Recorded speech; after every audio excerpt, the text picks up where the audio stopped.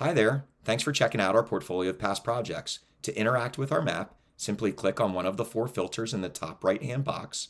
And when you do, the map will change to only include that criteria, as well as the list view on the right-hand side will change.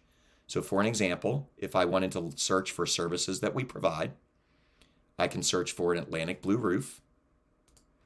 These are now only Atlantic blue roofs, and on the list view, you can quickly access which Atlantic blue roofs have photos and reviews to them.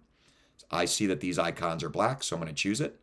There's the photo, and when you scroll down, you can see the review of the happy customer. You can also search by location. Simply click on location and type in the city, state, or zip code. You can also search by photos that we've uploaded to our portfolio. The map changes to only include those. You can also search the 65 reviews that we currently have.